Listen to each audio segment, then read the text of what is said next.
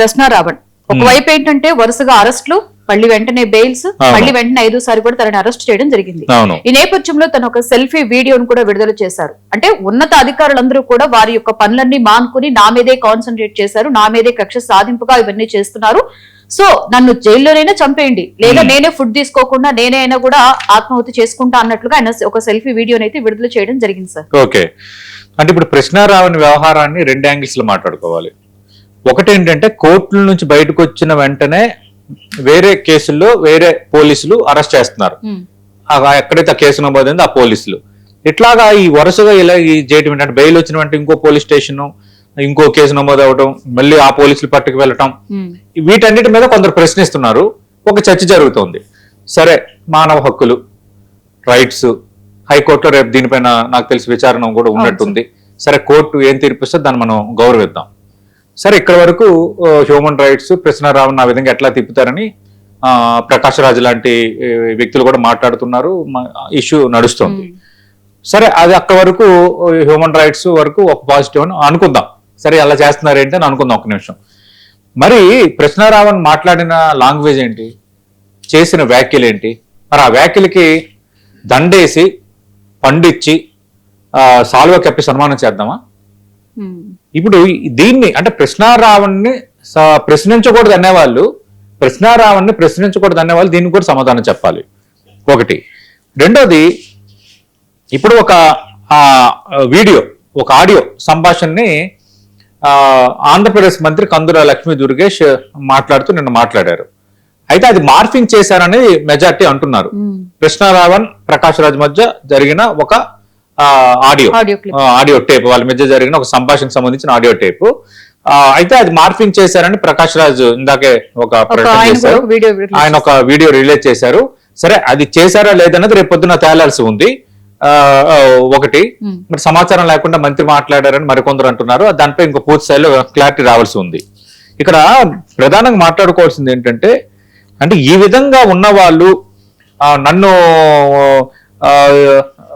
Attack చేద్దాం అనుకుంటున్నారు, నన్ను ఈ విధంగా టార్గెట్ చేస్తున్నారు, టార్గెట్ చేసినా నాకు పర్వాలేదు, నేను ప్రశ్నారావణ్ అనే వ్యక్తి ప్రశ్నిస్తూనే ఉంటాడు అన్న అంశం ఒకటైతే, రెండోది ఆయన చేసింది భావోద్వేగ వ్యాఖ్యలు కాదు. ఇప్పుడు కూడా కేసు నమోదు చేయాలి.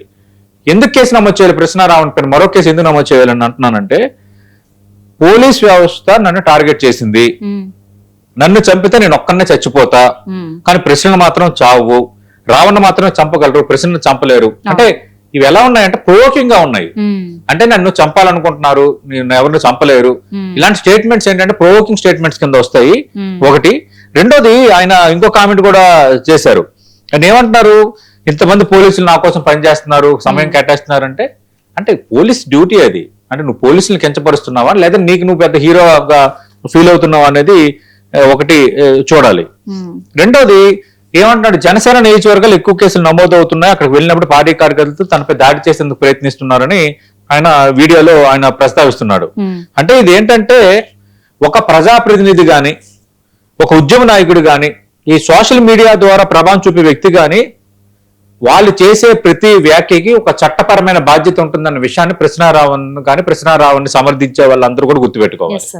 ఇప్పుడు ప్రశ్నారావణ్ అంశం అదే కదా, అంటే ప్రభుత్వాన్ని విమర్శించే హక్కు ప్రతి పౌరుడికి ఉంటది. కానీ అదే సందర్భంలో ప్రభుత్వ విధానాలను ప్రశ్నించడం, నిరసనలు తెలియజేయటం, ప్రజా సమస్యలపై గొంతెత్తి మాట్లాడటం అనేది స్వేచ్ఛలో భాగమే. కానీ అదే సందర్భంలో ఇతరుల గౌరవానికి భంగం కలిగించేలా, చట్టవిరుద్ధంగా శాంతి భద్రతలకు భంగం కలిగించేలాగా, మరొకరు ప్రొవోక్ చేసేలాగా, మరొకరిని రెచ్చగొట్టేలాగా మాట్లాడితే ఇంక చేతులు కట్టుకుని సార్ చెప్పండి సార్ అని ఊరుకుందామా? మళ్ళీ అలాంటి వాళ్ళని మనం కేసులు పెట్టకపోతే అలాంటి వాళ్ళని ఏం చేస్తుంది ప్రభుత్వం మనం ప్రశ్నిస్తాం. ప్రభుత్వం చర్యలు తీసుకుంటే హక్కుల హననం అంటాం. ఇదెక్కడ నాకు తీరి నాకు అర్థం కావట్లా. ఈ సోషల్ మీడియాలో కూడా కొందరు ఏంటంటే, కొందరు అమ్ముడుపోయారా, లేదంటే కొందరు ఏ విధంగా అంటే ఏ జెండాకి ఏ ఎండకు ఆ గొడుగు అన్నట్టుగా కొందరు వ్యవహరిస్తున్నారు ఈ వ్యవహారంలో. రెండోది, జడా శ్రావణ్ కుమార్ ఆయన ఒక కామెంట్ చేశాడు. ఆయన ఏమంటున్నాడు, ప్రశ్నారావణ్ని ఎన్కౌంటర్ చేయాలన్నది ప్రభుత్వ కుట్ర, ఈ తరలింపు సమయంలో ఆయన్ని కొంత ఒక ప్లాన్ జరిగింది ఆయన ఎన్కౌంటర్ చేయాలని. అంటే జడా శ్రావణ్ నేను అడుగుతున్నా, ఏంటి దానికి ఆధారం ఏంటి? ఎన్కౌంటర్ ప్రభుత్వం చేయాలని అనుకుందానికి ఆధారం ఏంటి? అంటే ఏదో ఒకటి మాట్లాడటము, అంటే ప్రభుత్వం తీసుకుంటున్న చర్యలు కూడా వాటిని పక్కదారి పట్టించేటట్టుగా, మిగతా వాళ్ళని డైవర్ట్ చేసేటట్టుగా అని, అంటే అది ఎన్కౌంటర్ చేయాలని అనుకుంటున్నారని ఏం ఆధారంతో ఆయన ఒక న్యాయవాదిగా ఉండి ఎలా మాట్లాడుతున్నాడు? అంటే ఇక్కడ ఏంటంటే ఒకటి జడశ్రావణ్ణి ఇన్ని కోట్లు తిప్పుతున్నారు హక్కుల కోసం, కొందరిలో భిన్న స్వరాలు ఉన్నాయి. నేను కూడా అదేంటి అట్లా చేస్తున్నారనే వాదనలో నేను కూడా ఉన్నాను. కానీ అట్ ది సేమ్ టైం కృష్ణారావుని ఏం మాట్లాడాడు? కృష్ణారావుని సమర్థిస్తున్న వాళ్ళకి నేను అడుగుతున్న ప్రశ్నలకు సమాధానం ఉందా? ఎన్కౌంటర్ చేస్తారని జడశ్రావణ్ అన్నప్పుడు ఆ ఎన్కౌంటర్ చేస్తారన్న దానికి మీ దగ్గర ఉన్న ఆధారాలు ఏంటి? అవి చూపించాలి కదా. అది ఏంటంటే దీన్ని ఒక కలగా పొలగం చేసేసి ఒక ఇష్యూని పెద్ద చేయాలనే తపనే కనిపిస్తోంది. ఇక్కడ ఏంటంటే మనం చూసాం కదా, Raghurama Krishna Raju versus Jada Sravan, Raghurama Krishna Raju versus PV Sunil Kumar, ఇదంతా అదొక వ్యవహారం నడుస్తుంటే మళ్ళీ జడశ్రావణ్ కుమార్ ఆయన పెట్టిన ఒక సభలో ఈ కృష్ణారావణ్ మాట్లాడిన తర్వాత నేను పవన్ కళ్యాణ్ మాట్లాడుతున్నాను, పవన్ కళ్యాణ్ చర్యలు తీసుకోవాలి, నాపై ఎందుకు చర్యలు తీసుకుంటానని ప్రశ్నిస్తున్నప్పుడు పవన్ కళ్యాణ్ ఆ స్టేట్మెంట్స్ చెప్పినప్పుడు గవర్నమెంట్ ఎవరిది ఉంది? వైఎస్ఆర్ కాంగ్రెస్ పార్టీ గవర్నమెంట్ ఉంది. అప్పుడు ఆయన మీద కొందరు ఫిర్యాదులు చేశారు, కేసులు కూడా నమోదైనట్టు నాకు గుర్తు.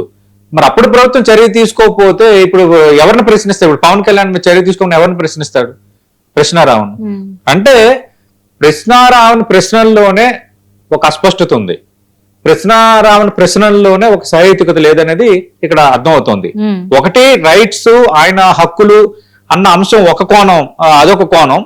రెండోది కృష్ణారావునికి మద్దతు ఇస్తున్న వాళ్ళు కృష్ణారావును ప్రశ్నిస్తున్న ప్రశ్నలు, వాటికి ఒక సహేతుకత లేకపోవటము, నేను ఇక్కడ చచ్చిపోదాం అనుకుంటున్నాను, నిరాహారదీక్ష చనిపోవాలనుకుంటున్నాను ఇంకొక ఇష్యూ కూడా తను రేస్ చేశారు. అంటే సాయి కృష్ణ లాంటి పరిస్థితి నాకు కూడా పడుతుందేమోనని భయంగా ఉంది, పోలీసులందరూ కూడా నన్నే కాన్సన్ట్రేట్ చేశారు నా మీద అని చెప్పేసి కూడా తను అన్నారు. అదే ఇదేంటంటే ముందరకాలకు బంధం వేయటం మాట. ఇది ఏంటంటే ఏదో జరిగిపోతుంది, ఏదో ఇష్యూ క్రియేట్ చేయటం లాగే అనిపిస్తుంది. ఎన్కౌంటర్ చేస్తారని జడశ్రావణ్ అంటే మాత్రం అది ఈ విషయంలో కరెక్ట్ కాదు.